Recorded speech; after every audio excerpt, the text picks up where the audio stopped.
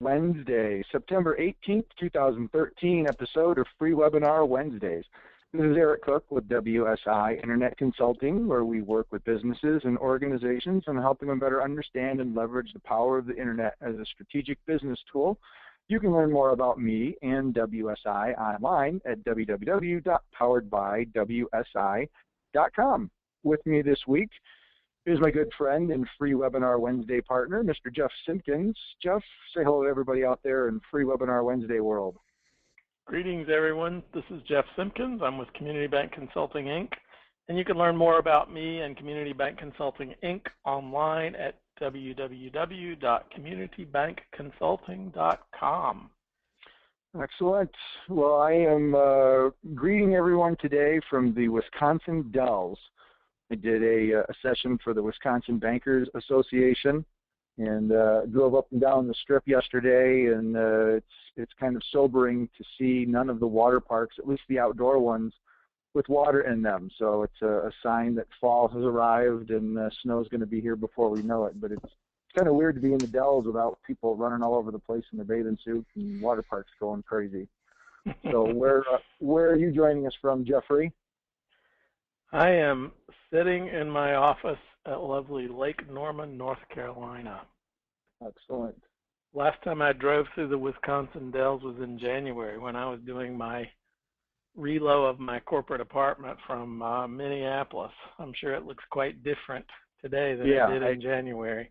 I suspect there was also not very much water in the water parks when you drove through in January, unless they were ice skating. You never know. I was going to say if there was any water, it was in the form of ice. So I read online this morning that iOS 7 would be released at 10 a.m. Pacific time, and you heard it here first. I'm upgrading my iPhone even as we speak. There we go. Well, if you experience any, of course, you're probably not doing that on the network. You're doing that over your Wi-Fi. But if you start crackling, we'll just assume that iOS 7 is causing some bandwidth issues with your download, so we'll give you a pass with that. So you'll have to let us know, and I think for our Webinar Wednesday friends, we are trying to line up a time to get our good friend Greg McPherson to come back and chat. There have been some announcements in the Apple camp, some of them good, some of them kind of blah, but there's been things that have changed at Apple, and he's our resident Mac geek guru, and we always love chatting with Greg, so we're hoping he can come back and talk a little bit about what he sees going on over at the Mac and the impact of the fingerprint, and if the NSA and Obama really is going to be collecting a database of fingerprints on us, or if that's not something to be worried about. So we'll probably not something we'll even know at first. Yeah, that's probably true. So, well, let's go ahead and we'll get started. Just as a reminder to everybody, we record Free Webinar Wednesdays, and today's session and past sessions are available, barring any technical difficulties. I'll put that little caveat there. But assuming the little technical gremlins behave nicely, we put all sessions out on freewebinarwednesdays.com so you can hop back in and listen and review and share it with friends and coworkers. And we also encourage questions during today's session, and very much would like to hear from you. So if you'd like to ask a question and you're attending live, just go ahead and type it into the chat box, and we'll monitor those and ask it when there's a break in the action. Given the fact that the title of today's session is There's No More Page One in Google, I suspect that that's going to generate a little bit of conversation from the audience. And so joining us, not from Wisconsin nor from North Carolina, but from what I suspect is sunny California, because the sun always shines there, is our good friend Tom Petty from Bay Area Search Academy and WSI and all sorts of other fun stuff. And Tom is going to share some thoughts with us on SEO and its evolution. And we welcome you back to the show, Tom. Thanks for joining us. Hey, thanks very much. I really appreciate you guys having me here. And yes, I am in sunny California. We're having beautiful weather out here. It kind of feels like fall has arrived. We had a bit of a heat wave and a big fire here in the Bay Area just a couple weeks ago, and it's cooled back off, so it's feeling good out there. So I, again, appreciate you having you out here. So I think you guys have switched over to my screen, so can you see everything or see my screen? Okay. There we All go. right. And for people that are maybe, I don't want to say disappointed, but if you were expecting the Tom Petty of Tom Petty and the Heartbreakers, uh, Tom is a different kind of rock star, but his talent is in the SEO world. Although I don't know if you're a musician or not. I don't know if we've asked you that because you've been a guest Yeah. before, but Well, yeah. yeah, I am a musician, but not of the rock variety. My brother is actually an atmospheric physicist and a professor up at in your neck of the woods, the University of Wisconsin, there in Madison, and he has a rock band. And I think he's a fairly good guitarist, and people comment about that. And he goes, "Well, my brother is Tom Petty, so of course I'm good." So. But yeah, different one. Different one. Yeah. So I'm a Uh, little younger than that one and far less drug abused. So yeah, well, that's Probably probably a not good. nearly as much of a heartbreaker either. yeah. So So, well, cool. Well, we're excited. I know Tom and I just got back a couple, 3 weeks ago from our global convention out in Toronto, and there certainly is a lot of buzz going on about Google and search and businesses maintaining their presence in the search engines and how to impact that and what influences it. So I was really excited when we got to reconnect, and Tom said, "Hey, you need to get me back on the show." And I said, "You pick a date, and we'll make it happen." And I'm glad we were able to do that. So for folks, I don't know if you've got this covered in one of your slides, but maybe people that don't know of you, maybe give us a little background. We mentioned California, but some of your background, and then we can go ahead and jump in and just see, what's new with Google. yeah, absolutely. So yeah, I am here in California. I've been with WSI since about 2005, one of the old timers, and later I joined the Search Engine Academy, got trained through them, and then worked with John Alexander to become one of the master SEO trainers with the Search Engine Academy here in the San Francisco Bay Area, and I see he's online as well. So shout out to John and say hi to him. But yeah, so I've been a trainer of search engine optimization and online marketing since about 2008, and Google people people complain because it's like the landscape keeps changing, and it makes it a bit of a challenge for people that are doing online marketing, and for those of us who are doing the teaching, it's even more of a challenge because we've got to keep ahead of the curve and try to figure out what is going on in the search engines, and definitely Google keeps making these fairly large changes in the systems that for those of us that are doing the online marketing for our clients, I feel that it's a good thing because it's taking some of the cheaters out of the system, but it does make it a bit more of a challenge to keep up with that kind of stuff. So that was kind of what I wanted to talk about today, or what I suggested. Um, I wrote a blog post a couple weeks ago that there really is no page one on Google anymore, and so that's generated a lot of conversation on the social media circuits, on LinkedIn and that kind of thing. And so I thought, well, maybe that would be a good webinar topic to talk about today. Yeah, absolutely. So, well, let's go ahead and dive in and maybe explain, what you mean by there's no page one, because there obviously still is, technically speaking, a page one, but the definition of that, I think, is changing significantly, and I think that's some of the mystery that you're going to help unveil during today's session. Yeah, and I think that some people understand some of this, but I think it may, especially with some of the recent changes that Google's made, and we'll talk about that. It's definitely making it more of a challenge for those of us who are doing online marketing. So, kind of the way I introduce this is people always tell me, well, I want to get to the top of the search engines. I want to get to Google. I want to be number one on Google. I had a guy that emailed me recently, and a friend of mine, and he said, "Yeah, I want to be number one on Google for the term schizophrenia." And the other term that he wanted to be on at the top was for mental health, because he has a website that he's working on. And I'm like, dude, you're never going to get there. It's just, there's only one position on number one, but there's lots of other things that we can get you up there onto the search engines for, but just, that's just completely unrealistic to just out of the gate show up for those kinds of things. So everybody wants to be number one. There can only really be technically one number one. We want to get onto the first page, and I should have quotes around the word page of the search engine results page.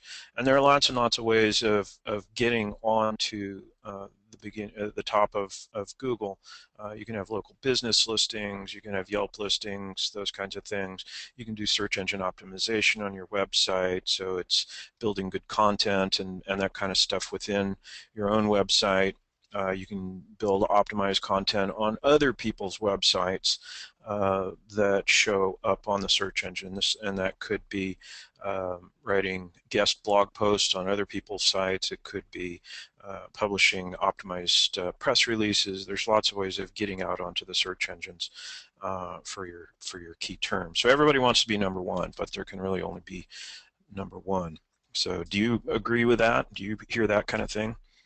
Absolutely. Yep. I think we're singing from the same hymnal on this topic. So hopefully not preaching to the choir though. yeah. Well, maybe that too. Yeah. Yep. So yeah, we're on the same page. Okay, so I guess one of the questions that people wonder about is search engine optimization dead?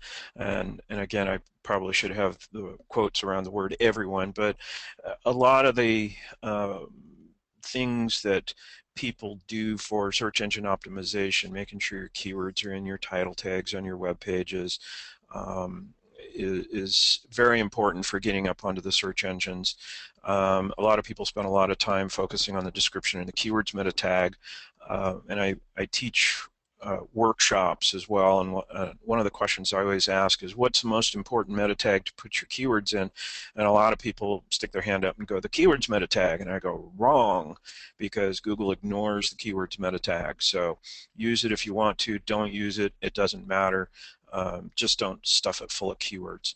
And the description tag too does not influence the position on the search engines, but it's a great place to market to your potential customers. So a lot of this kind of stuff people know. People know that they need to have links coming into their website. Maybe they don't understand what the difference between good links or bad links, but they understand that links are kind of like votes, and the more votes you have for your website, the better it helps. WordPress and other tools, a lot of the content management tools, make it super easy to build in your keywords into your URL structures, your page names, your directories, and that kind of stuff. And even the online press release systems like PR Web allow you to customize the URL that your press release is showing up on, so that can help you. So if everybody knows the rule book and everybody is playing by the same rules, and Google has roughly 500 factors that they use to determine who shows up as number one, doesn't that make SEO dead? Because we all know these rules. I mean, do you have a thought around that too? Again, it's like I'm kind of reading my own script, because everything that you've got there is dead on. So I have a feeling there's not going to be a whole lot that I'll want to take you to the mat on, but I do think that what I think is an overriding, I don't want to say a concern, but I think what we're going to see here is what used to be something that you could easily outsource to a third party is really evolving into more a cooperative arrangement, with the business having to play a more active role in the whole concept of content and engagement. Yep. Because it's difficult. It's not impossible, but difficult becomes expensive when you want somebody to just do it for you. And right. The genuineness and the authenticity is really difficult to do when you just say, hey, I want to be the number one for schizophrenia. Right. Or I want right. to be the number one for, whatever the other term was, mental therapy or therapy. Yeah, mental health, yeah. Mental health. Yeah. It's hard for somebody on the outside to do that. And I think what we're seeing is much more of a cooperative, strategic partnership approach, as opposed to, hey, you're a vendor that does SEO, do this for me and then show me how it works. Exactly, Um, exactly. yeah, yep, And that's a great comment because I've even changed the focus of my business because it used to be people would say, well, I need you to do SEO for me and I need you to do this for me, and I've stopped quote unquote doing SEO um, on people's websites. It's like, okay, yeah, we can fix up all your title tags and blah blah and do all that kind of stuff, but now your work begins because now you need to help us to help you building this content. And that's kind of what we're going to be talking about yep, today, because it isn't just, okay, going in and fixing all this stuff. It's like a mechanic, tuning up your website, but there's more to it than that. I've just And got a question if you want me to put it on the yeah, floor at any point. yeah, yep. That'd be great. Since Google announced that anchor text and press releases need to be coded no follow, how do you recommend people use press releases going forward? well, press releases to me are a great way of getting the content out onto the search engines. I think that they are less valuable for link building strategies anymore because they know who the press release distribution sources are. The press releases show up in thousands of websites because they get syndicated all over the place. So I really don't think the link I don't think it's a good link building strategy anymore, but it's still a valid way of getting one of the positions on the search engine results pages that then sort of leads back to your front doorstep. So I'm not Yeah. sure if I'm answering your question. And for, I guess, maybe just, I know we've got a lot of people that are probably familiar or maybe even really familiar with SEO, but maybe for the business owner that just heard that question and said, first off, what the heck's a no follow link, Right. and how does that, I know the name itself says no follow, but maybe provide a little bit of SEO 101 and explain the whole concept of press release and no follow, just so that everybody can get on the same page. Sure. So a search engine optimized press release is basically you're building a page of content on somebody else's website, and typically it's on the press release company's website. They often will syndicate or push out your press release to thousands of media outlets. I typically use PR Web. They're expensive, but they provide, to me, good value. My clients like it. They get good visibility.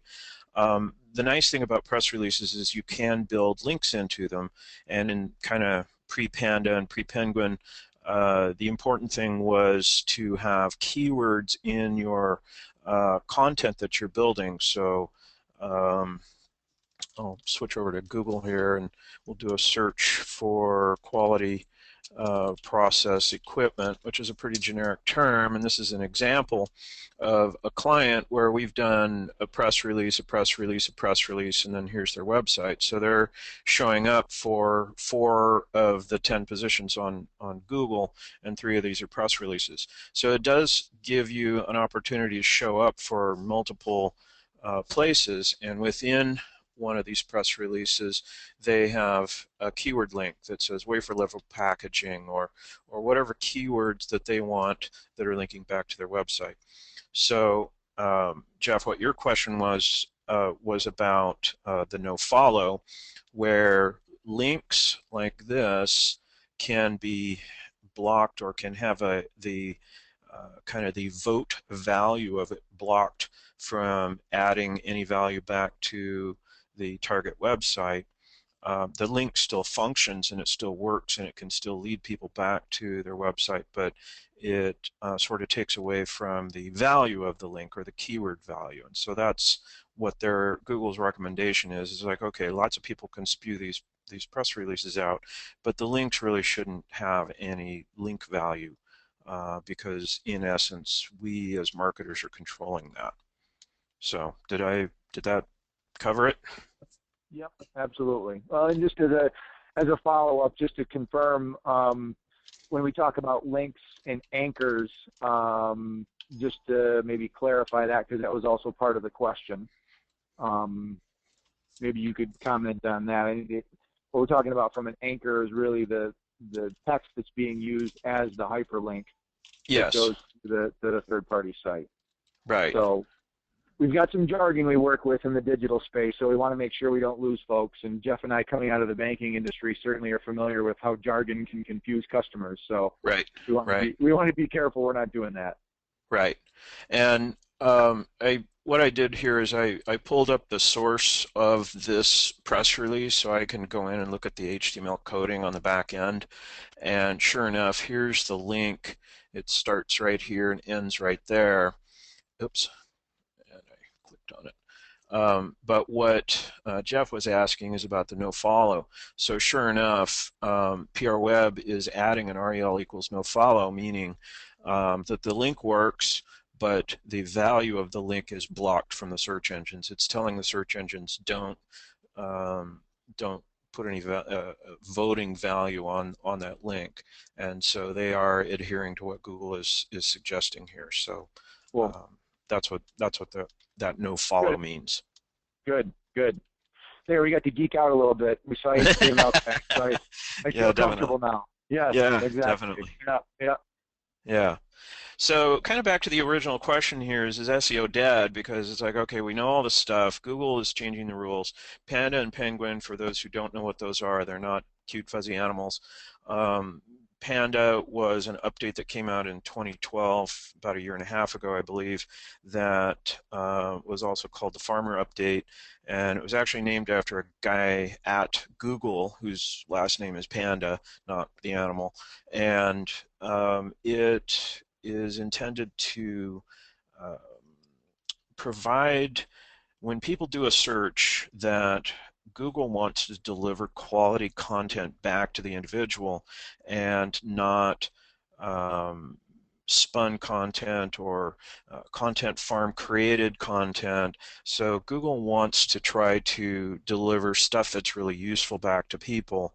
And so the Panda update kind of chopped a whole bunch of content out of the search results by saying, you know what, this is really just not valuable information. It's just living out there just for the purpose of building links and just having thousands and thousands of pages of kind of spun content out there. So it caused a big change in the rankings of where people were showing up in the search engine results pages. Later, they came out with a Penguin update. I'm not sure why it's called Penguin. Maybe you guys know. Um, There's but not somebody at Google named Penguin. I honestly don't know. Or maybe they just went, well, the first one was Panda. It's a cute fuzzy animal. We'll call the next one Panda, and it's also a black and white animal. I don't know. Who I'm knows? thinking Burgess Meredith from Batman. Whack, whack, whack, whack, Yeah, Yeah, yeah, exactly. yeah, Little maybe. stiletto cigarette hanging out the mouth. whack. Yeah, something. So the I'm sorry, the Penguin update was really cutting out all of, an attempt to cut out all the poor quality links that people were creating by generating a lot of content in lots of other websites and really qualifying the value of links that are coming back into websites, because it's easy to spew lots of content out onto these article marketing sites. They generate lots of links. Press releases generate lots of links. And therefore, the one who has the most links, in theory, wins. And so the Panda and Penguin updates have really cut a lot of the kind of what I call crap content and crap links out, so that the results that people are getting on the search engine results pages are far better quality. And so that's good for those of us who are playing by the rules and doing things correctly and not trying to kind of cheat the system. Cool. So all of that is good, and like I was saying earlier, people want to be number one for Google on the search engine results page, but Google has hundreds of factors that they use, and once they generate those search results, then they will actually rearrange what shows up in your own personal search engine results page, or the SERP, based on a bunch of factors. The common one that most of us see is localization, and I've got a couple screenshots of what that looks like. But based upon what Google thinks you're looking for, so if I type in electrician, they assume that I don't want to do business with every electrician in the world. that it's probably that I want to do business with an electrician locally and have somebody come in and fix my breaker box or whatever it is that I need. And I'm just not going to hire an electrician from New York to come out and work on my house. So they're going to localize the search results based upon some factors, and most of us know that. But what a lot of people don't understand is that Google will also rearrange the SERP page based on your own personal search history.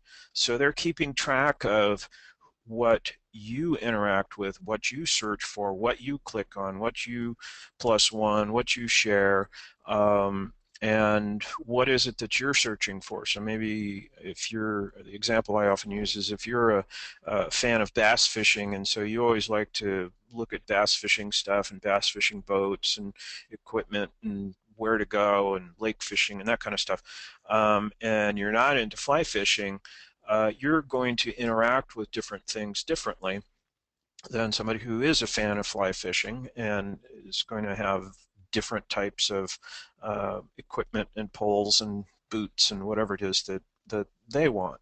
So they're sort of keeping track of this, and especially if you're ever logged into your Gmail account or your Google Plus account or your YouTube account or even your Google Analytics, they're keeping track of you as an individual, and they're going to deliver up what they think you are more interested in versus sort of a generic search. And so it is sort of Big Brother-ish, but on the other hand, it makes a lot of sense because I'm more likely to get the results that I'm interested in rather than just random stuff that I don't care about. They're also uh, they and this is my personal theory, but I think that it holds water, is that Google tried to partner with Facebook and they tried to kind of get into the inner workings of Facebook, and when Facebook snubbed them and said no, you can't have access to our inside systems to know who people are connected to and who they're talking with, they said, fine, we're going to go create our own social media platform. And they, thus Google Plus was born. And in typical Google fashion, it was a closed system. You could only get in if you had an invitation, and so people were scrambling trying to find invitations. And finally, they opened it up to the world and said, okay, come on in. And now they are collecting even more data about us because they know who our friends are. They know who we're interacting with.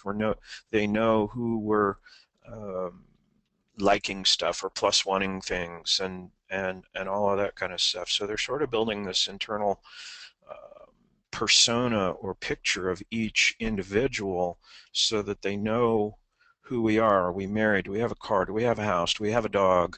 We were talking about dogs before we got online. All of this Or stuff, more than one. Yeah, yeah, yeah, exactly. Yeah. you know, and so they're building this persona about you because of our interactions and who we're connected with on Google Plus. So all of that is causing your search results to be different based on who you are as an individual. So far, so good? So far, so good. I think therein lies at least somewhat of an answer to the mystery of the elusiveness of the quote page one, Right, because everybody's got their own, and right. it's more and more difficult because yours is different than mine, is different than Jeff's. Yep. So that's kind of the whole crux of today. So Yeah, I mean, that's exactly it. So the point of there is no page one on Google anymore is because I've got my page one, you've got yours, Jeff's got his. Everybody has their own. They may look fairly similar to each other, but it makes it much more challenging for us as marketers, as business owners, and that kind of stuff. And that's kind of what I want to get into today. sure, sure. So, so this is just an example, and I think most people know this. I did a search for a residential electrician. I'm sitting in Livermore, California, east of San Francisco, and Google comes up with this page and says, well, there's 109 possible million results for the term residential election, but you probably don't want to do business with everybody. They look up my IP address on my computer and say, oh, it looks like you're sitting in Livermore. Therefore, you probably want to do business with an electrician in Livermore. I'll get some ads that may be tied to my location. Sure enough, there's a map over here with some thumbtacks, and Main Electric and Gentech Electric are the two main electricians here in Livermore that are always competing with each other, and it just kills Gentech if he shows up below Main, and it kills Main if he shows up below Gentech, and they're just like always just trying to outdo each other. But for me as a consumer, that's the search that, or the search results that I get. So that was localized for me personally, based upon my location. So I have a uh, hosting company that I have a dedicated web server, and they're in Omaha, Nebraska. So I remote controlled into the server and did the exact same search from that server, which is sitting in a very, out in the Midwest somewhere, and did residential election, got about the same number of results, but sure enough, now I'm getting electricians in Omaha and Bellevue and those.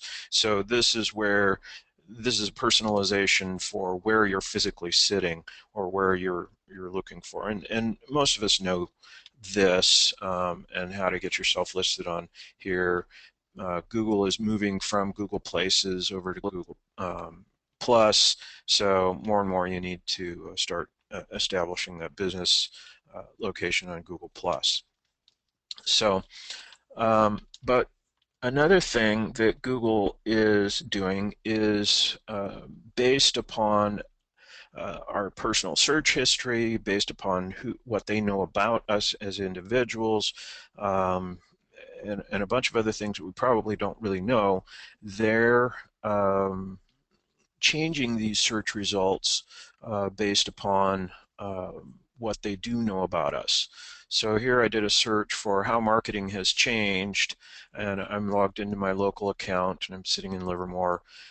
It's not really a location-based search term, so they're not giving me location results.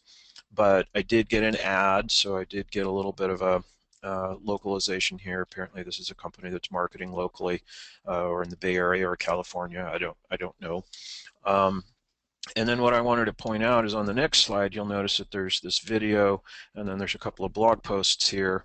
And when I did it from Omaha, Nebraska, now I've got a different result. I don't have the ad up at the top, but I've got a different result that got inserted in between the two blog posts that wasn't there when I was searching on my own ID, on my own computer, versus doing this from the server over in Omaha, which is sort of a pure server, because I don't ever do any kind of searches from there. I just did it for this webinar. So the point here is that it is changing the actual results that I'm seeing, and so whatever this article is, they may show up, they may not show up for that search term, how marketing has changed. And as marketers, that makes it very difficult for us to know what to do, because we can no longer feel confident that what we see in the search engine result page is actually what our customers are seeing. It may be that, yeah, it looks like we're showing up at the beginning of Google, it looks like we're on page 1, but why aren't we getting any traffic? Why aren't we getting any traffic to our website for that particular search term? And you don't really have a good answer. So it may not be what your customers are seeing and what other people, even if they're typing in that same phrase. This sort of renders ranking reports as being essentially worthless, because a ranking report is doing a search and telling you, yeah, you're in position 3 for XYZ term, but you don't really have any good confidence that that's really what your customers are seeing, because again, Google is customizing those searches for that person's individual search results. We got a question related to Google Plus. We were just on that topic, but Linda says, a little confused about Google Plus pages, Google Plus Local. Google Places. It seems that Google Places may still exist. And as businesses, if you go in to set up, you may get the option to create a Google Plus page for a local business, or maybe a Google Plus company page, and just wanted to know, maybe clarify the difference between those, whether it's from a consultant's perspective, setting those up for our clients, or for the business owners that are joining the call or listening to the webinar and the recording, and they want to go do this themselves. Right. What are the options there? Yeah, and that's that's a fantastic question. I wish I had a great answer for that, because to be honest, it confuses the hell out Ask of me Google. too. Yeah, ask Google. Yeah, no, well, I mean, seriously, it's I with my own business, I've had it used to be called Google Maps, then they called it Google Places, and I used to have a Google Places page, and then I heard, okay, now we need to switch it over to Google Plus, and so I heard that some people were automatically being migrated over, and automagic, by the way, is a technical term. But I use it myself. yeah, yeah. So uh, that was kind of what I had heard, and I kept waiting to be magically transported into Google Plus. It never happened, so I finally went in and made some changes. And meanwhile, I had also changed my corporate address, so I went in and changed that. Well, all my reviews went away. I had 18 five-star reviews, and they all disappeared. And I'm like, what happened? And I had to re-verify my account, um, and went round and round and round and round. So then it's like, okay, forget this. I'm just going over to Google Plus. Went in, tried to set up the account, and it kept showing up with my old address. And it's a long story, but finally, I figured out how to actually get a hold of Google and get a hold of the person. And uh, I don't think they even really have quite figured it all out. I think they are trying to move people and herd people into the direction of Google Plus because that's where the social platform is. But I don't think they've quite figured it all out yet on um, what exactly their final strategy is. I mean, I finally got my whole listing straightened out, but they basically say, oh, you can't change your address if you have moved your business. You have to start a whole new listing, delete the old listing. Yes, all your reviews go away because that's no longer the same business. It's a new address. And I'm just like, oh my God, it is the same business. It's, Yeah, you know, that's a crock. oh my God, I was just That's a so, technical term too. yeah, yeah. Yeah, I was just like, really? That just makes no sense. And anyway, yeah. so I'm sorry, I don't have a great answer. Yeah. Well, I I think from a brand new, fresh perspective, um, yeah, we got a frowny face emoticon to that, but we're right with you there. We probably put in a little apostrophe for a cheer too. But yeah, I think exactly. from a starting perspective, the Google Plus pages for the local, I think, is more for a business that has a single physical location that you can come to. And then if it's a company like a Motorola or a McDonald's or some big entity, I think they want to try to provide, because that's a different type of an environment. And if you've Right, ever set up a Facebook page, there's local business pages where you can actually have a physical address and you can check in and it gives you hours of operation. And then there's company and organization pages, which are much higher level, where you don't right, really have one location.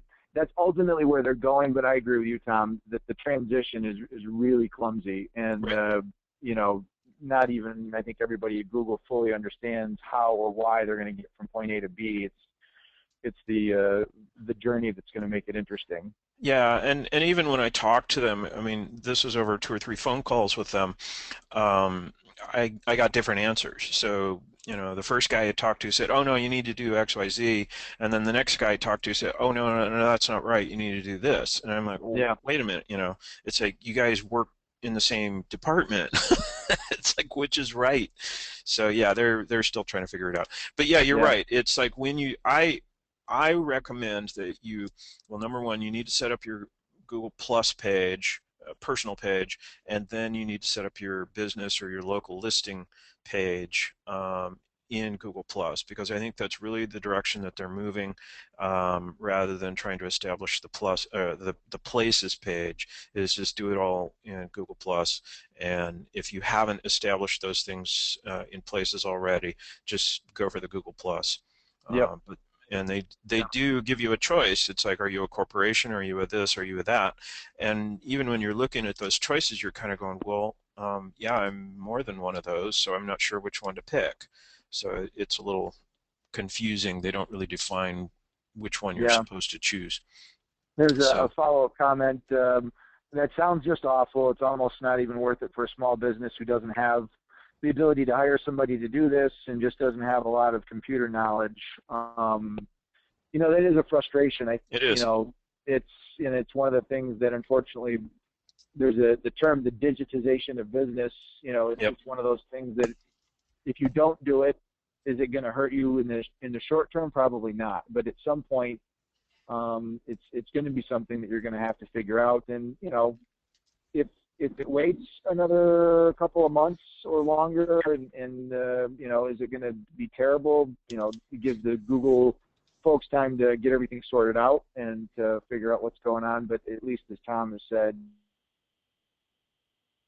make file and a Google Plus page. Those are relatively simple things to do. Right. And we've got some questions, or at least some requests for the Google phone number. So I know, Tom, you're going to provide your info at the end, so I'll let you handle that, and you can determine whether you want to give away Google's secret number. It's probably not secret, but not real easy to find. Well, it's actually not a phone number you can call, but when you're setting up your places page, and it took me a little while to find this, you can click help, and in the help it says contact us, and when you go there they say enter your phone number, and you hit go, and then they call you. Oh, excellent. So Cool. yeah, there's no actual phone number that you can call, but Yep. as you can see from this local page here, Maine Electric and Gentech are both showing up for the Google Plus page. So really they are migrating over to the Google Plus page, and that's what's showing up in the local results. So if you're a local business, you need to set up your Google Plus page, because that's where they want to go. Yep. So. And Kirsty makes a good point in the chat box. I know we're talking a lot about Google, but for the folks that use Bing and Yahoo and some of the other fringe search engines, what we're talking about here obviously is very Google-centric, but the other engines are doing the same thing, because it's all about relevant, related, appropriate search results that are of the most interest to you, and not providing a plumber in California when you're sitting in Omaha, or vice versa. Right, right. So Yeah, and each of the other search engines, Google and Yahoo, have their own business listings, and they're similar to fill out. Name, address, phone, kind of all the same thing. So absolutely, take a day, just kind of pound through them. There's a cool web page that you can go to called getlisted.org. And they can help you to find your business listings and then go claim them or set them up. So, and cool. A little off topic, but I want to make sure that that's taken care of too. Good. So we've got about 15 minutes. I was going to say, just a little time check. We're not having any problem running into the hour, so we'll keep. I told you there'd be a lot of questions. We're getting some good feedback from the audience, but and I've got 83 more slides to go. So. Oh, sweet. Talk fast. Kidding. Okay, so personalization of search results. So your ranking reports are no good anymore. And the other problem too is if anybody looks in your Google Analytics, you're going to figure out pretty quickly that Google isn't even telling you what people are searching for and finding you for. So when you go in and look at your Google Analytics, here you can see the kind of standard Monday through Friday hump searches, but out of 2,500 search results, they are saying 2,100 of them, I'm not going to tell you what the keywords are. So 83% of this website's search terms that they're being found for are hidden from us, because if you are logged into your Google Plus, your Gmail, your any Google account, Google's going, well, for privacy's sake, I'm just not going to tell the marketer what those search terms are that they're being found for. So when we're doing our SEO and we're doing all of this online marketing, it's like, well, what am I being found for? And this number used to be 10, 15, 20%. Now here this screen shows it's 83%. I don't know what the terms are. So so it's very frustrating to try to figure out what people are finding us for. So how do we overcome the personalization so that our content, our website is being found for the things that we want to be found for? And one of the things that is really clear in Google's new Webmaster Tools terms and all of the documentation and things they're putting out on their blog and everything else is static websites no longer cut it. We have to have fresh content, and they've sort of been saying this all along, but they've sort of shifted the boat a bit, that it's no longer content with links coming back to it so much, but on our own website we do need to have good quality content that is engaging, that people share it, they link to it, they comment on it, they plus one it, they put it out onto their Google Plus page, and that's kind of what their measure of is what quality content is. It's no longer having a static 20-page website and I want to show up for the word schizophrenia. It just doesn't work. You've got to be constantly putting out the content, constantly putting out new articles, new blog posts, whatever it is.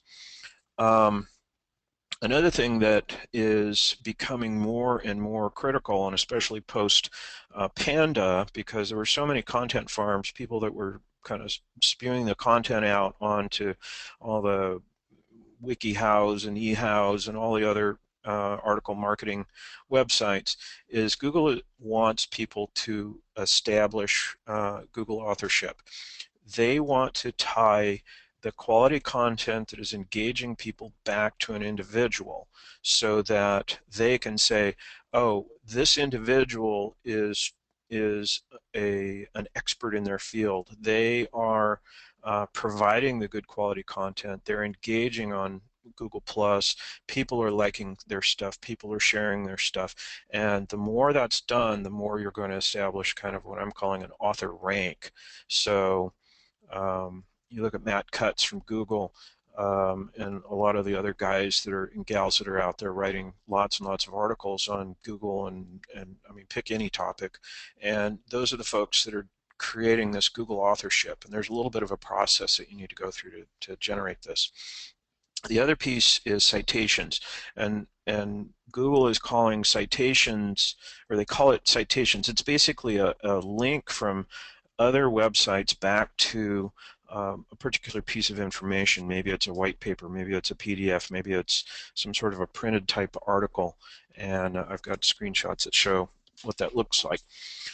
So this is a screenshot, information architecture processes and methods. That was the search term, 6 million results. And right up here at the top, you'll notice that there's 3 links that says scholarly articles for information architecture. And it says cited by so many number of people. So these are actually PDF documents that have links, hundreds if not thousands of links back to these specific articles. And so that's one way that people are showing up at the top of the search engines that is overcoming the personalization, because they've got the citations, they've got the votes, they've got the people that are linking to these from other authoritative sites saying this is a valuable piece of information that people should pay attention to.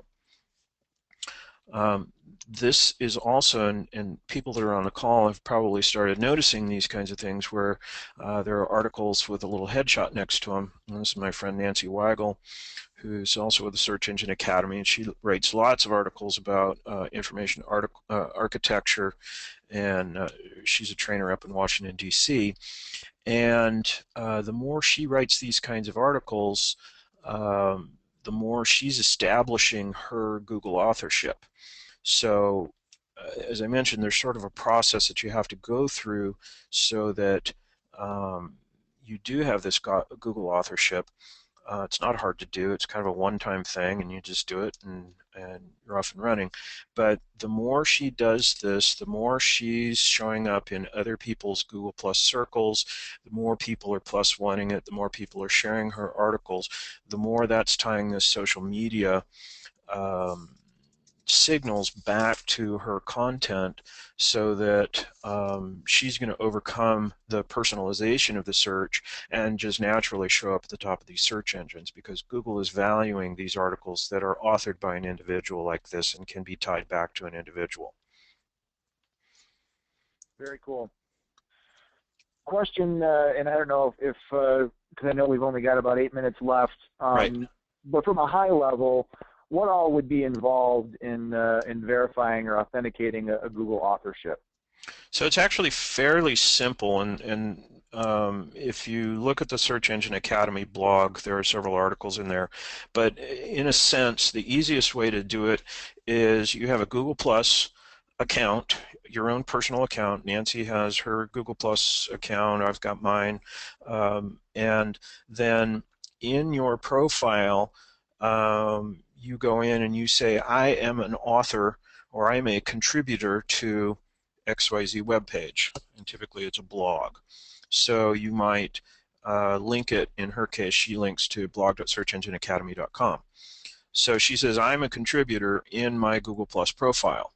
And then on the blog posts themselves or in her little profile box where it says, Nancy Weigel is a Search Engine Academy trainer, whatever, it links her profile back to the Google Plus page with a, remember we did the REL equals no follow, her Google Plus page is linked with REL equals author.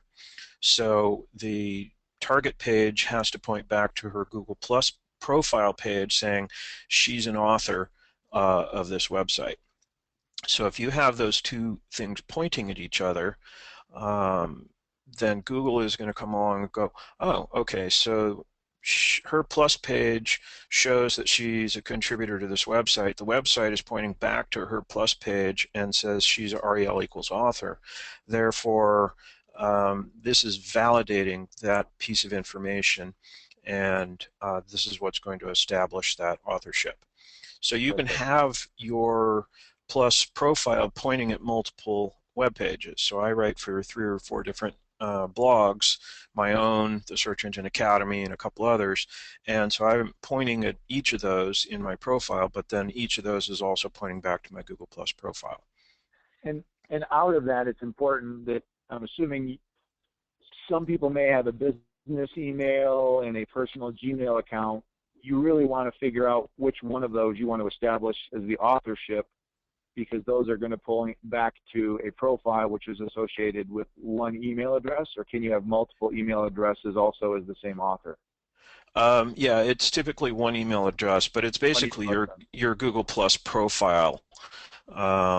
So that's establishing, you've gone through the process of setting up your Google Plus profile, Yep. and that's what they're looking at.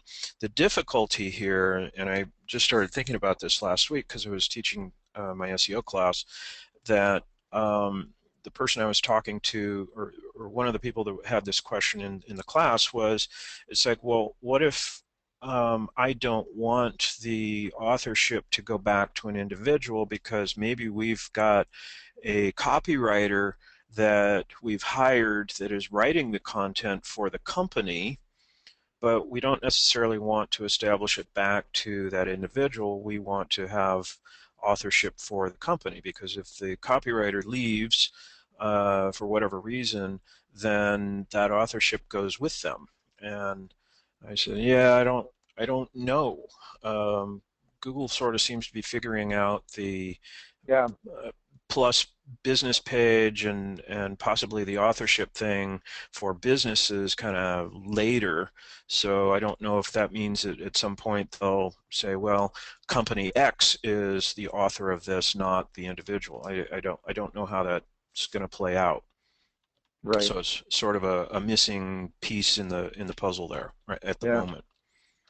Well, it seems based on the questions we've rattled a little bit of a bee's nest where people are asking questions about show us where you can find that and give us the steps. What that's telling me is there's a good excuse for Jeff and I to invite you back on a future show, and maybe we just dig a Step little through it. deeper into Google Plus and Love it. pick out 2 or 3 things and walk through those. So Yeah. we'll leave that as a teaser for everybody that Tom will be back, and we'll chat a little bit more and maybe pull back the curtain a little bit with Google, and we won't profess to know everything because I don't think Google even knows it all at this point, No, but we can well, and they certainly keep help to changing it. point people in the right direction. Yeah, and it can change quickly. Yeah, Very easy. absolutely. Absolutely. Yeah. So I've got kind of one more slide that I wanted to show too, because I know Yep. we've just got a couple more minutes. And originally I said that Google Analytics is hiding a lot of the search terms that people are finding us for or are clicking over to our website for. But if you haven't established your Google Webmaster Tools with your website and validated your website, you're missing a lot of information that otherwise you would get, because Google Webmaster Tools is really giving you a behind the scenes look at what does Google see about your website. Where are your links coming from? Are they links from bad neighborhoods? Are they do they see broken links on your website? Are they seeing terms on your website that don't really match what you think your website's about? Lots and lots of stuff. But one of the things that they are showing you, and you can hook this into your Google Analytics as well, under the search engine optimization section, is they are showing you terms that people are searching for, not that you're getting clicked for, but that you are showing up to the party with. In other words, you get an impression, and an impression is that your listing showed up in the Google search page, but it didn't necessarily generate a click. That's also really interesting and valuable data. So, and so these are called impressions. So SEO training, for instance, they did show up to the party a couple thousand times, but they only got 5 clicks. So, is that good or is that bad, or do they need to do something to try to invite more clicks over into the website? So this is valuable information too, because it shows how you are showing up to the search engines. They are showing you an average position. So this is where you can sort of get some position reports.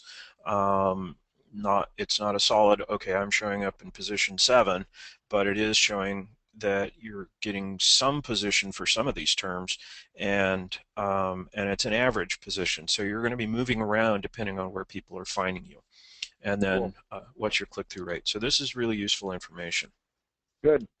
Well, I know that there's one more slide you want to talk about, but before people have to drop off, the comments that we're getting, we really appreciate. What I would like to encourage everybody listening to do is to go to freewebinarwednesdays.com and post a comment to the entry that promoted this session, and let us know what specific things as it relates to Google Plus that you'd like to dig deeper on. We've got questions on authorship, leveraging video, creating a places page, the difference between places and corporate. So if you've got something that you want us to cover on that, post it up into the comments, and that'll be a good way for us to collect that. And then Tom and I and Jeff will work on putting together a session that will address those. So give us Sounds your like feedback. we've got lots of sessions that we could have. Yeah, exactly. So you might be spending a lot of time on pre-webinar Wednesdays. Careful Yeah, with exactly. yeah. So good stuff. So I think you had a final announcement or offer, if it were, that you wanted to share with everybody. So Right. we'll kind of wrap with that and then bring it to a close. So what do we Cool. got here? Yeah, so basically in November, on November 4th, which is a Monday in San Francisco, and it's actually in downtown San Francisco, I'm going to be holding an internet marketing retreat. It's going to be only for 8 people. Basically, it's a one-day thing where you can come in, sit down. We're going to hash through what are the opportunities that you have to market your business on the search engines, and there's lots and lots of ways. There's SEO, there's social media, all of these things, and we're going to step through all of those processes. And by the time the day is done, at the end of the day, you're going to walk away with a 12-month plan that is customized for your business with the targets for who you want to build the traffic for, that helps you overcome the personalization, helps you to build the audience, and helps you to put together the strategies that you need to attract the customers that you're looking for. You can look on the website, and if you call me and register by this Friday, we'll knock $250 off the cost. And like I said, there's only 8 spots, so I hope you'll take advantage of it, because it's going to be a good workshop. Cool. Plus, you get to go to California and go close to wine country in November. Oh yeah, absolutely. You're going there for business, so now you can write it off. So you got a tax deduction. You learn some cool stuff, and you get to hang out with a rock star. I mean, yeah, it's almost a deal you can't refuse. Right, and that's why I did it on Monday, so people can fly in on the weekend. They got the weekend to do whatever they want. I live in wine country, so lots of places to go and see and do. So definitely, Very cool. And then on Monday we'll have the workshop. Cool. Well, good. There we go. So, Jeff, as is typically the case, I've monopolized the conversation and asked all the questions, but I know you're the strong silent type. Any closing thoughts or observations on your part? Lots of information. Thanks, Tom. Oh, my pleasure. Yeah. Good stuff. Cool. Well, we are looking forward to bringing you back, Tom. Thanks for all this great info and spending an hour with us today. And thanks to everybody. We got a tremendous amount of comments and feedback in the chat box. Probably some of the most we've ever had. So kudos to you and kudos to the topic. So we looking forward to round 2, maybe 3, 4, 5 coming along. So let me know. We'll do it. Excellent. So cool. Well, that concludes this week's Free Webinar Wednesdays.